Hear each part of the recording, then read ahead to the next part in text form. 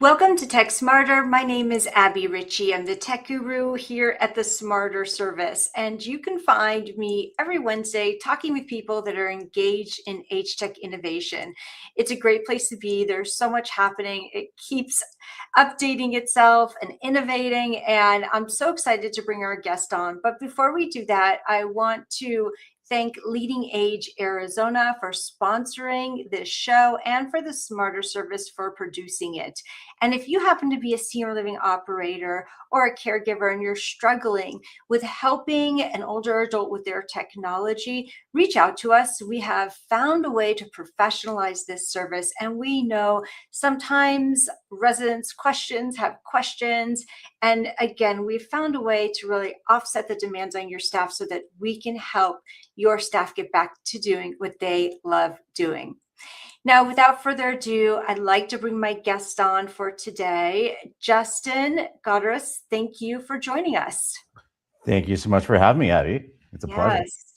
You know, typically when we talk about technology and senior living, it's really easy to focus on the back-end infrastructure or enterprise software. But at the end of the day, the tech that matters the most is the tech that brings people together.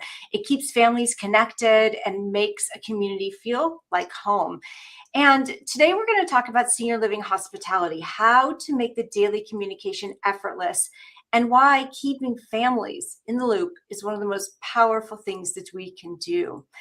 I'd love to give you an opportunity, Justin, to share with our viewers today about your background and how you found yourself in senior living. Well, thank you so much. I appreciate it. Yeah, I mean, it's one of those things that I think that people often don't know that they're going to wind up in this space. You talk to everybody in this, maybe you went into a certain portion of schooling, it made sense and it led you there, but rarely do people know laser focused, I'm going to get in there. So for, myself, I've definitely done a bunch of things in my lifetime, working with all kinds of different organizations and across the world. And, it was one of those things that I'd done some work in this space, and I think we all have our own stories of where we've been connected with it, and for me, that was my grandmother, and going down that road with her. And I think once I really realized what this industry sort of represented, it really spoke to sort of my, I guess, heart vibrations of, hey, you know what? This is about fundamentally connecting people and helping people be happy and putting smiles on their faces. And if we can do that, I'm going to be a happy camper. And I think that's what kind of drew me to this industry and has kind of kept me here and thriving in it. Yeah, I so appreciate you saying that. And I love meeting with people and hearing their stories. For me, I saw my grandparents go in and out of first independent living, then assisted living, and then skilled nursing, and in the course of about 6 months. And it was really emotional, and it was really trying. I had never experienced anything like that before. That was 25 years ago. And it really softened my heart to the case of dignity, of how we uphold dignity for people who have lived very full, vibrant lives. And then they find themselves needing care on a totally different level. And it's really stuck with me and has impressed my heart. So I appreciate you sharing that with us. So much has changed in senior living, even within the past 6 years. When you look at how senior living communities communicate with residents today compared to just a few years ago, the old paper calendars, and I know they love them, the bulletin board, those things just aren't cutting it anymore. But if you had to guess the volume of updates, of menus, of activity schedules an average community has to share every single day, what does that look like? It's such a good question, and it's exactly to your point, right?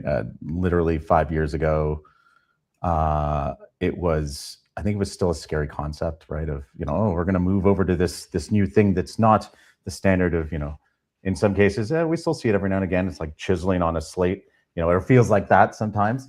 I think that I've seen, and because we we go out and we visit communities and see kind of what's going on there. Sometimes it's in the early stages, sometimes it's after they've done a transition to technology.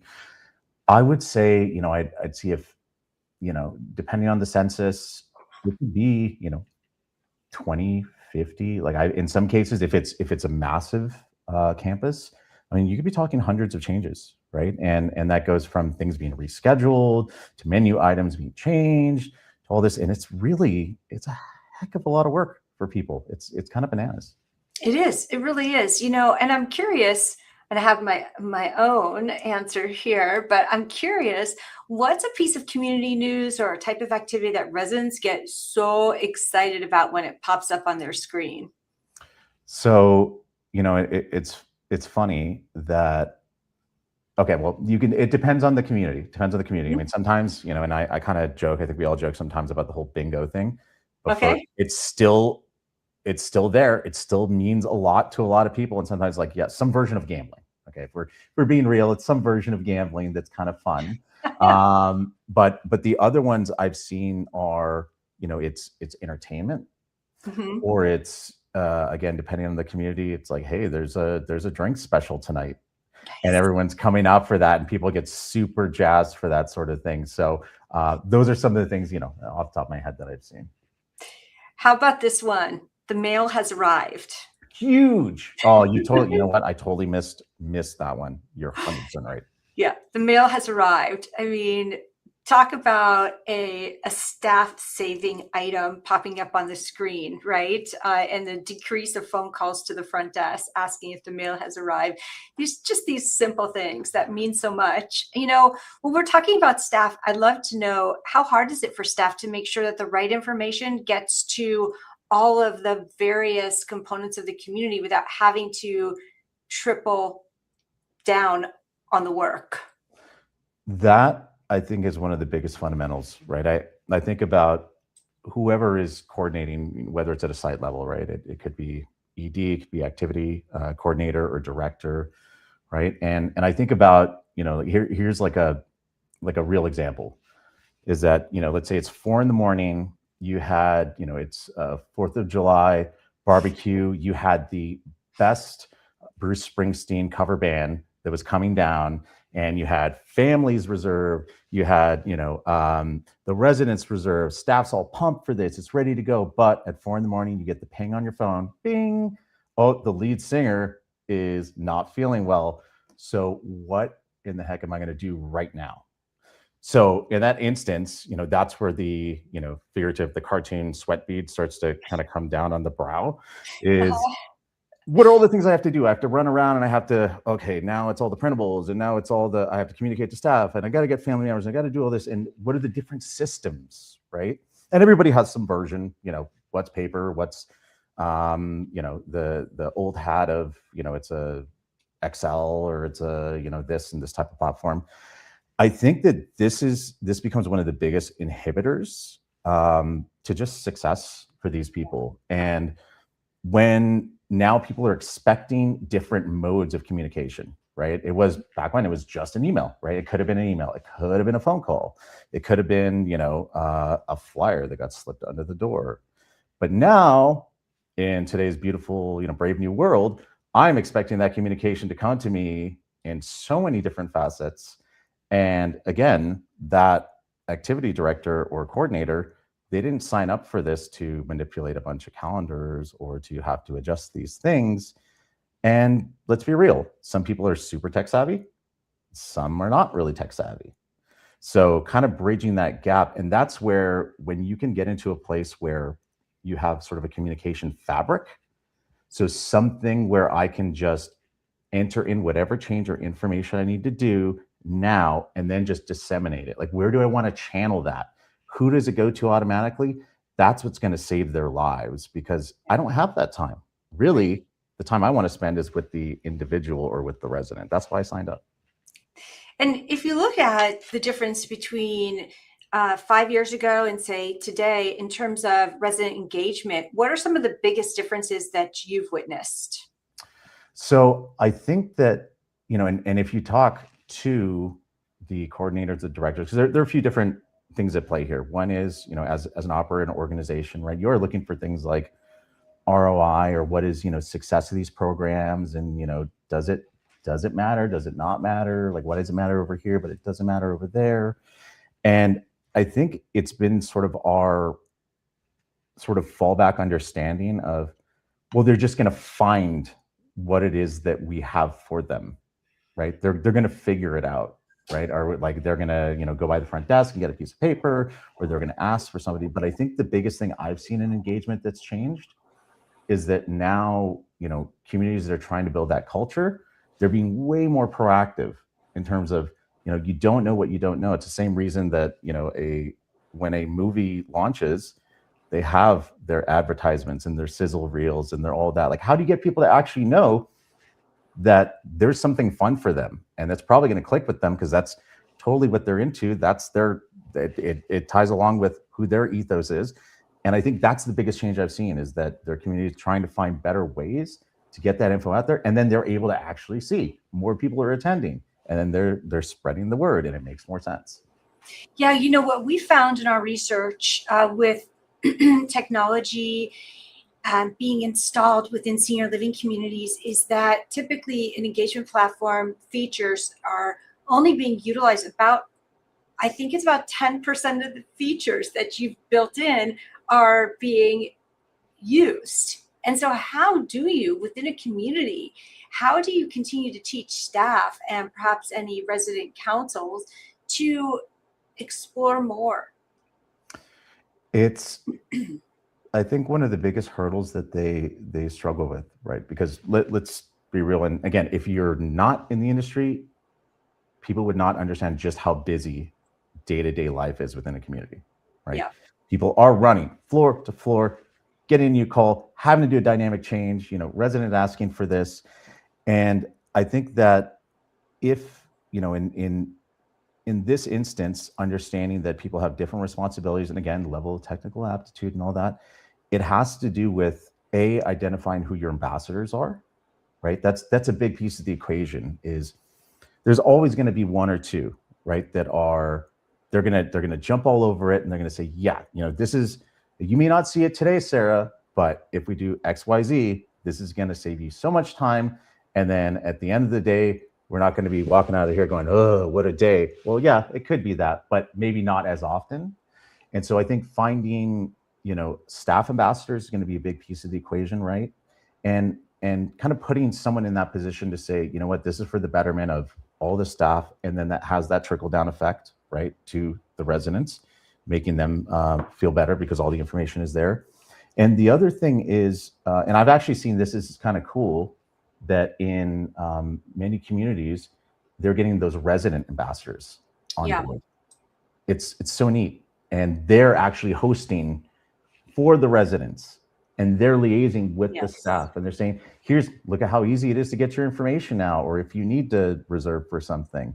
And I think that's the thing, is we need to look at ways to utilize other humans to foster the technology, because the technology is, yeah, it's there, but really it should kind of be invisible. And when technologies, become invisible, that's when humanity shows up. And that's where all these things kind of interconnect.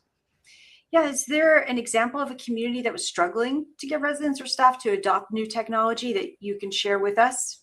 Yeah, so I can think of one off the top of my head. I think, this is kind of coming out of the, that pandemic, where they were in a situation that, a census wasn't that great to begin with, but certainly they had sort of bookings, people moving in. And then of course, it was the scare, and people, wouldn't come in. And then how are they able to, well, there's two factors. One is, how did you open the front door and get people to come in?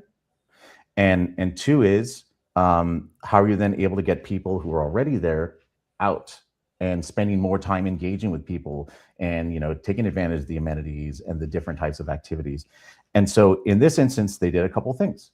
So one is definitely utilizing the sort of resident ambassadors, right? So in many cases, it was it was as simplistic as them kind of walking around with like a tablet and being like, hey, like, did you know we have like some new things that we've added here? Like we have these like kind of new, like, if you ever wanted to learn an instrument, like, hey, we could teach you guitar. Like, oh, would you like to sign up? And it's literally as easy as that. Okay, let me get you reserved, registered. Great. And then they do some really cool and interesting things like, oh, you know what? I'm still not comfortable coming out of my room. Well, if they have like an in-room channel as an example, they'd set up little cameras and actually show people hanging out. So they're doing like a little bit of a promo to say, hey, you know what? We have this cool 1970s rock and roll trivia night down Yeah. at the bar, and then they can see their friends down there. So there's that bit of that FOMO effect, and they started to track it then. So by virtue of having real residents actually saying, hey, I think this is super fun. You should probably think it's fun. And then also I'm visibly able to see that everyone's having fun. They were actually able to track and see that there was a continued growth of people coming to these activities. It's pretty neat. Yeah, it's so helpful. When you know that your friends are already there, why not just go, right? 100. Yeah. I'm curious because I talk with a lot of innovators that design technology for older adults. How have you been able to design an interface that's genuinely friendly and it's inviting for an 85-year-old who may never have used something like a tablet before? So the ergonomics are so important, right? When you look at just technology as a whole, right? And I feel like in this industry we talk a lot of, it's technology, it's modules, it's features, it's Yeah. all this stuff. I don't think that's what it's about, right? It's literally it's about how do you create a better day for an individual, Hmm. and simplicity is the answer. Simplicity will beat flash every single day in these communities. Now, that's not to say that, again, um, you want your design aesthetic to be beautiful and you want it to be branded and, of course, give that, that sort of that cultural feel, of course. But it's about boiling it down to what is the most important to that resident from an Yeah. access perspective. Do you make the buttons nice and big? Do you enable things like a automatic voice reader on Mhm. there, right? So it'll, maybe I have macular degeneration, or there's quick little ways to increase the font, right? Because you don't know what browser they're using, things like that. And so a lot of that too comes with the rigor of kind of benchmarking it and testing it, put it out to those communities. That's definitely one of the things that we focused really heavily on, because any company can think they know something, but it actually matters what they're saying there in the real world environment. Like, oh yeah, okay, this was the coolest idea in the world, but nobody's using it because it takes 50 clicks Yeah. and I don't know where to get to it. I think that's it. It's really so much of it is listening to what the communities actually need and they want, and then giving those extra advanced features if you want for people that want to use that. Yeah, I'm curious. What are some of the most common questions that, say, your team receives from all of the front desk inquiries? Because anytime a resident or family member gets locked out of their account or they can't find a menu, this often turns into a question for the front desk. And if we look at some of the most common questions your team helps communicate and helps communities with, what's the number one roadblock we can clear? So I think you hit the nail on the head. It's either I don't know where to look for something, or it's Okay. yes, it could be like maybe I'm locked out of something. And so I think if you look at, I think the concierge or front desk is kind of the unspoken hero a lot of times, right? They don't get their due because they're that catch-all, for anybody that's walking by or calling there, like, I don't know where to go, and just funneling in so much information. And then how do I take care of this? The I would say, and again, I know my CX team will be looking at this. They're the only reason that we exist as an organization. Like they're the greatest people in the world. Is they do get that. So I think there are two pieces. One is to be able to enable, sort of that self-service, and it depends on where you're at, right? Is it 55 plus or independent, assisted, where you get into memory care. So there's different people can do different things, but it's designed in a way where they can quickly click reset if they want, concierge, or like even in our cases, for certain portfolios we also support that as well, right? And basically what you want to do is you want to remove any of those barriers But even accessing information, right?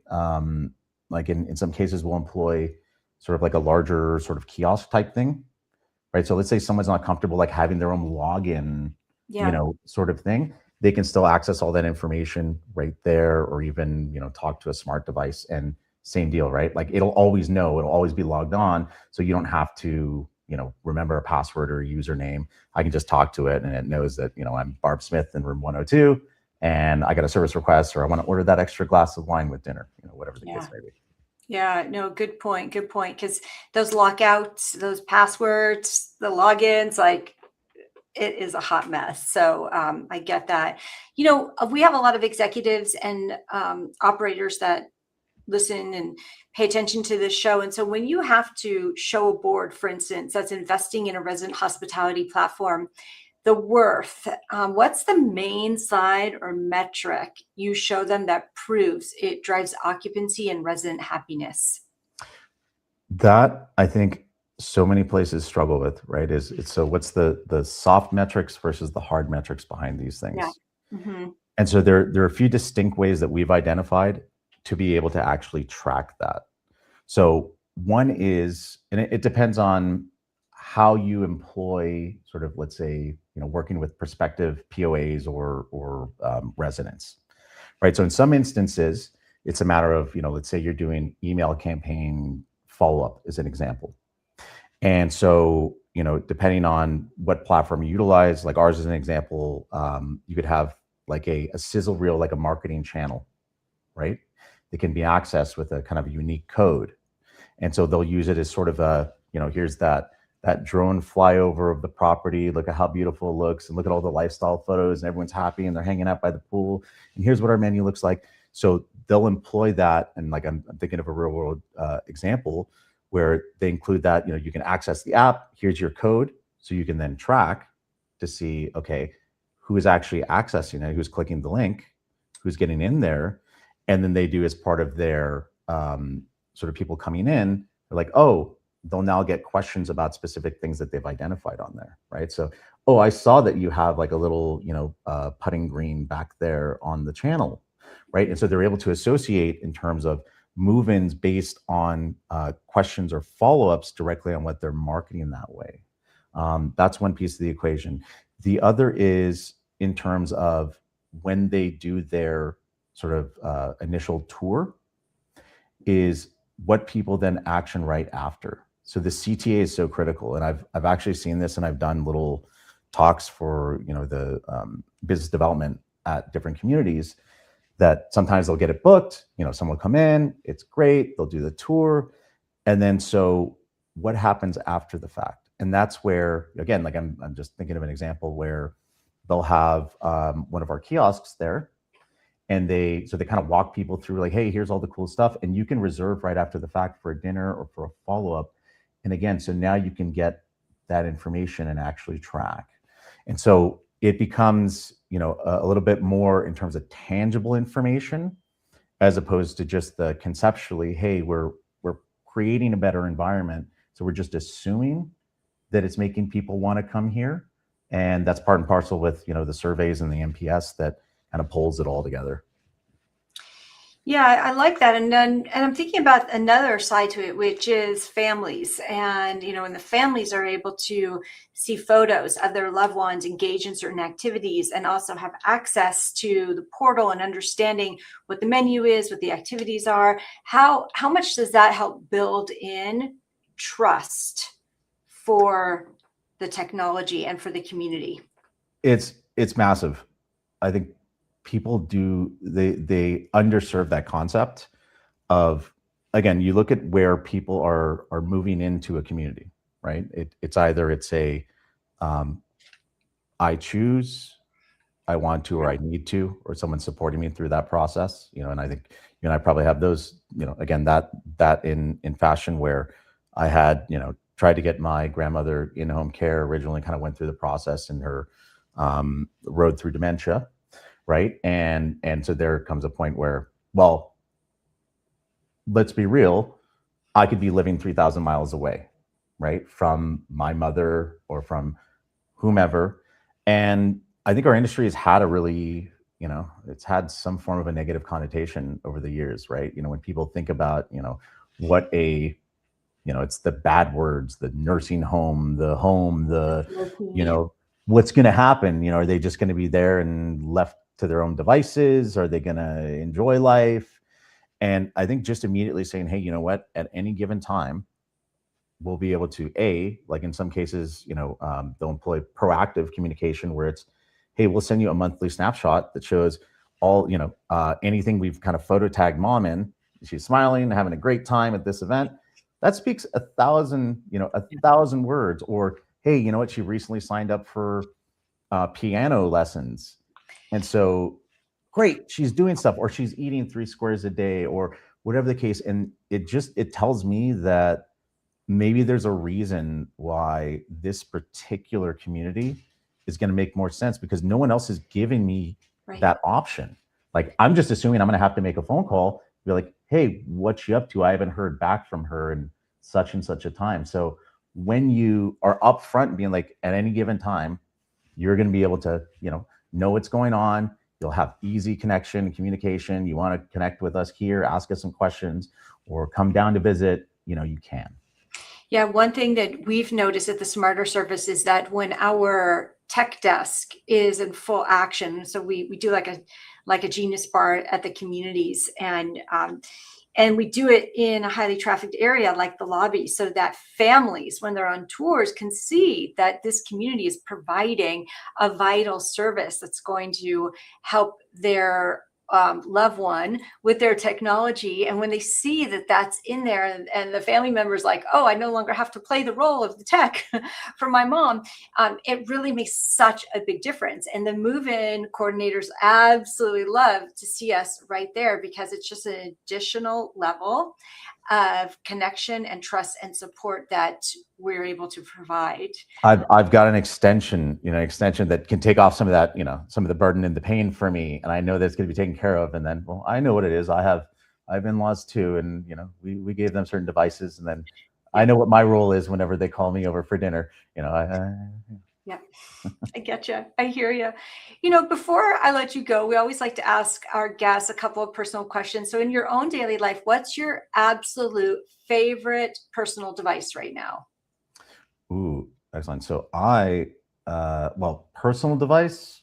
Yeah. I definitely live, between my iPhone and my computer. But in terms of something that I've been working on, just as an aside, is kind of localized AI. Okay. Which I think is a really neat thing that I think you can utilize on your personal device. You can utilize on your computer, and I've been enjoying the heck out of it. Like, literally, I can. It's like creating a version of yourself or your thought process, and I've seen it reap incredible dividends, and being able to answer things that I'm like, hey, Justin in a box. I'm like, you thought the thing that I was going to think, but in a different way. I like that. It's kind of creepy, but it's kind of cool.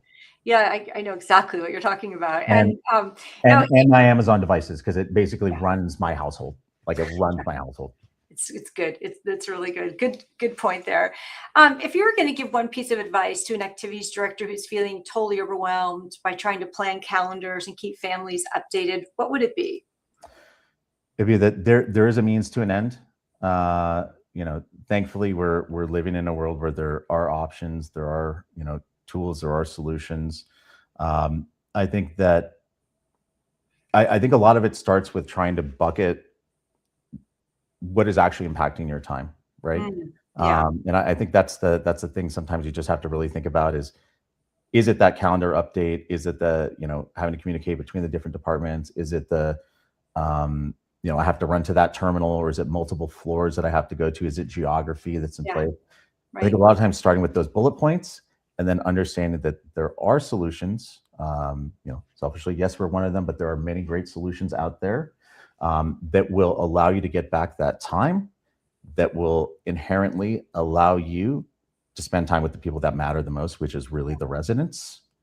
And again, whoever you're working with, make sure, whatever perspective, technology, or solution, allow them to provide you with the answers to questions that different stakeholders in the organization are going to ask, right? Because that's one of the biggest things. It can be a scary idea to be like, hey, I need some kind of technology. I don't know what the technology is, but I need it to help my life and inherently help others.